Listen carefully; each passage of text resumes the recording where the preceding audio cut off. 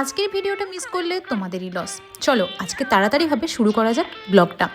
আমরা যারা প্রত্যেক দিন কাজের জন্য এলআইসি বা কালেক্টরি মোড়ের দিকে যাতায়াত করি তারা প্রত্যেকেই বোধহয় এনাকে খুব ভালোভাবে চিনি।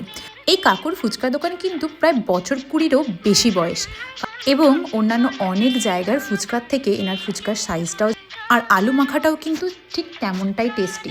অনেক ফুচকার দোকানে এরকম পাওয়া যায় যে যারা পেঁয়াজ দিতে চায় না বা ছোলা দিতে চায় না, বিভিন্ন মশলাগুলো একটু কম করে দেয়, কিন্তু এনার কাছে কিন্তু এটা নয়। এনার কাছে কিন্তু অবশ্যই ভালো করে পেঁয়াজ, ধনেপাতা, ছোলার অফুরন্ত সম্ভার থাকে মশলার মধ্যে। এবং অনেকেই এরকমও থাকে যারা পচা আলু দিয়েও মাঝে মাঝে ফুচকা বানায়, কিন্তু দেখতেই পাচ্ছ এনার আলুও কিন্তু যথেষ্ট ভালো। ইনি 10 টাকায় প্রায় 7টা ফুচকা দিয়ে থাকেন। যদি পরিচিত হয়ে যাও তাহলে অবশ্যই 8টা পেতেই পারো। তো যারা যারা এনার কাছে ফুচকা খেয়েছো তারা প্লিজ কমেন্ট সেকশনে জানাও যে ইনি কেমন বানায়। আর যারা যারা খাওনি এনার কাছে তারা কিন্তু আজকেই গিয়ে এনার কাছে ফুচকা খেয়ে এসো, এই ব্লগ দেখে লোভ না দিয়ে। আমি অনেক জায়গায় খেয়েছি কিন্তু এনার কাছে বেস্ট।